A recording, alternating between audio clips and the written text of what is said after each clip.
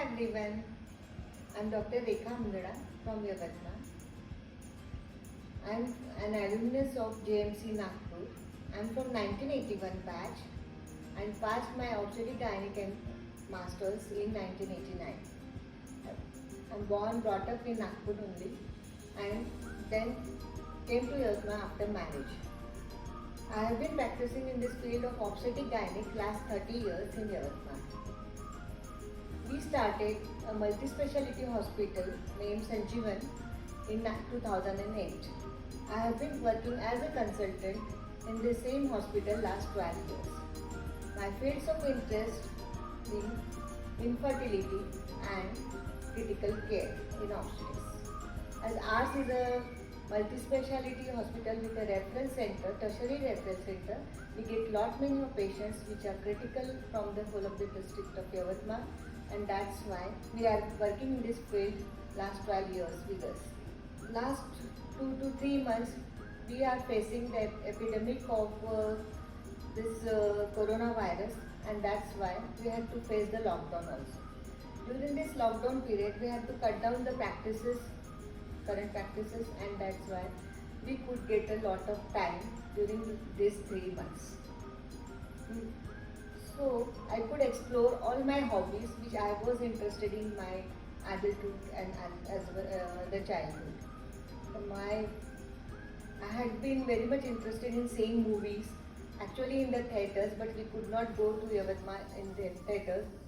That's why nowadays we are seeing all the movies on our smart TVs, and then we could enjoy this all the movies and the serials and the songs with family. I'm also interested in handicrafts like crocheting, knitting, drawing, painting and sewing.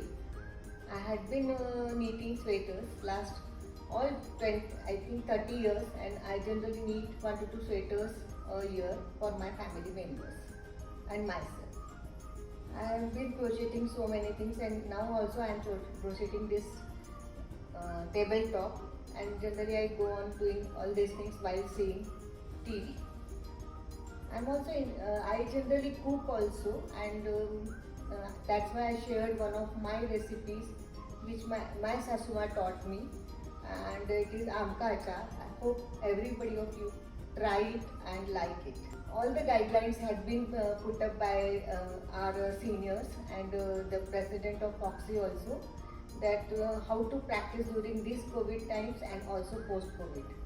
There are lots of webinars coming up which are telling us how to practice safely. All the other guidelines by ICMR and the government also has been put up about the practices also and how to behave day to day. We had been taught all these things, and I hope that everybody of you are practicing these guidelines, staying safe, stay with good practices and staying healthy.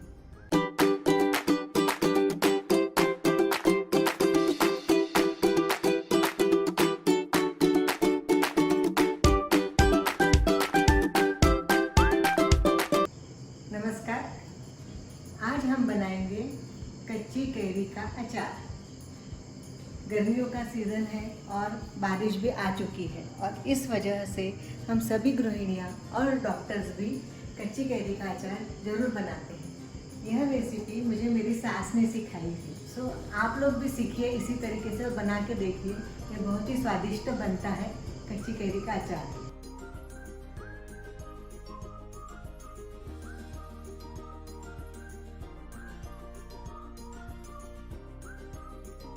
यह 1 kilo carry ली थी हमने, धो के साफ करके।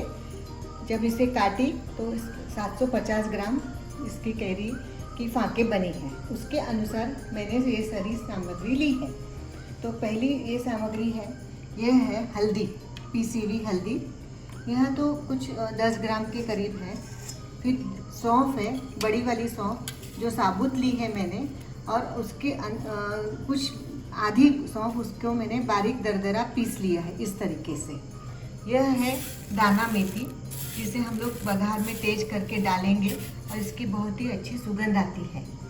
यह है राई की दाल। पहले तो हम लोग इसे घर पे ही बनाते थे, लेकिन आजकल ये हमें बहुत ही अच्छी बनी बनाई मिल जाती है। नमक है जो इसके सारे प्रमाण मैं आपको बाद में भी बता सकती हूँ। और यह है लाल मिर्ची।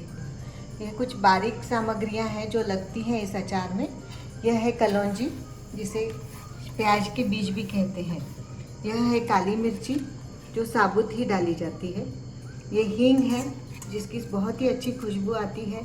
लौंग है, कुछ लौंग। यह है मीठी लकड़ी और तेजपान। और तेल लिया है मैंने इसमें करीब 500 ग्राम।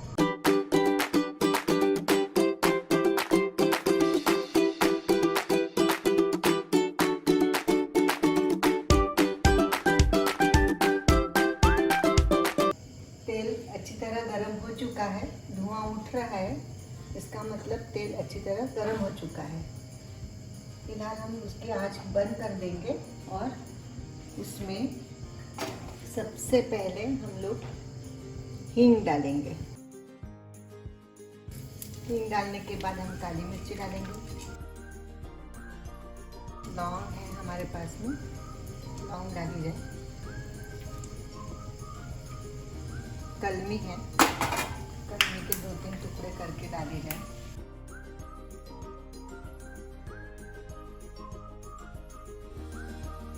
फिर से आँच शुरू करते हैं और दाना मेथी डालते हैं।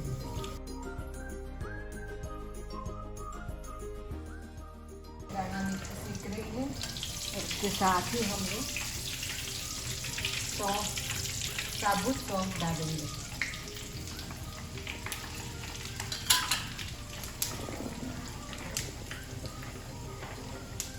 सौंफ और दाना मेथी सीख रही है। आँच एक बार बंद कर देते हैं और इन्हें अच्छी तरह से सेक लेते हैं। दाना मेथी और सौंफ सीख गई है और इसमें दरदरी की हुई सौंफ भी अब हम डाल देते हैं।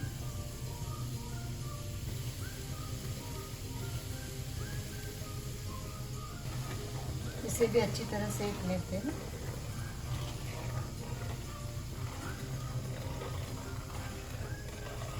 इसके तुरंत बाद में हम लोग राई दाल डाल देंगे।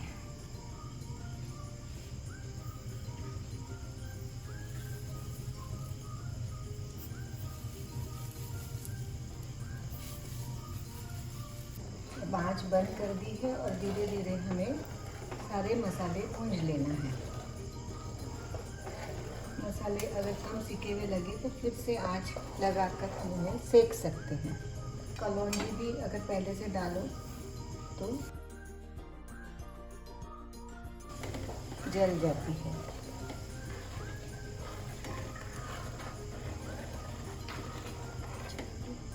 अब हम नमक डाल देंगे।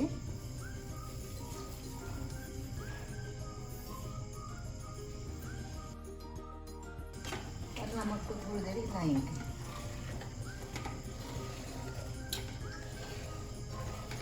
इसके तुरंत बाद में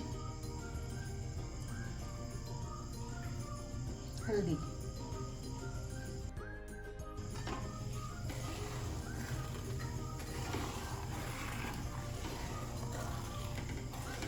अब इसे हमें थोड़ी देर ठंडा करना है और उसके बाद में जो लाल मिर्ची हमने रखी थी वो लाल मिर्ची डालना है। ये सब करने के बाद में इसे कढ़ाई में हमें थोड़ी थोड़ी देर में हिलाते रहना है, जिससे अचार का मसाला ठंडा हो जाए। गरम मसाले में कभी भी कैरी ना मिलाएं। ऐसा करने से अचार टिकता नहीं है और जल्दी ही खराब हो जाता है। इसलिए अचार का मसाला पूरा ठंडा हो जाना चाहिए। अब ये मसाला कुछ ठंडा हो चुका है और हम अब इसमें मिर्ची मिला लेते हैं।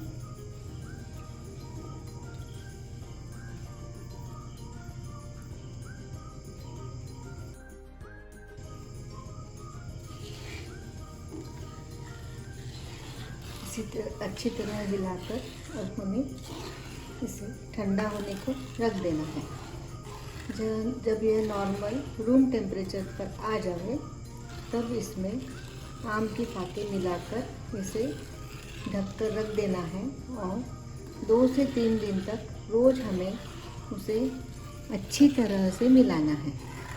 ऐसा करने से नमक भी घुल जाएगा और अचार का मसाला अच्छी तरह से हाथों में लग जाएगा। इसके बाद हमें अच्छे एक बर्नी, साफ की हुई बर्नी में इसे भर लेना है और ध्यान रखें कि इसके ऊपर रहने वाला तेल कम से कम 2 इंच तो भी रहे। ऐसा रहने से साल भर अचार खराब नहीं होता है। अगर तेल हमें कम लगा, अभी भरने के बाद ऊपर तेल कम आया, तो एक कढ़ाई में तेल को गरम करके, धुआं आने तक गरम करके, फिर उसे ठंडा करके हमें अचार में मिला लेना है। इस तरह हम अचार को साल भर सुरक्षित रख सकते हैं। तो यह रही हमारी अचार बनाने की विधि। मसाला ठंडा होने के बाद, फाँके मिलाने के बाद यह किस तरह दिखता है, यह मैं आपको ज़रूर दिखाऊंगी। मसाला पूरी तरह ठंडा हो चुका है। तब हम इसमें कैरी के फाँके मिला लेंगे।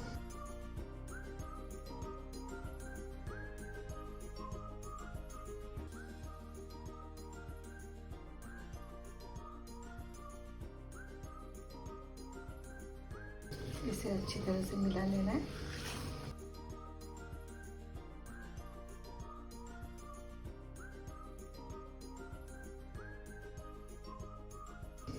मसाला अच्छी तरह से मिल गया है और यह हमारा अचार तैयार है। इसे 2-3 दिन तक हिलाने के बाद अच्छे भर लेना है। आप भी इसे ट्राई कर सकते हैं। अचार का सीजन है, बना के देखिए।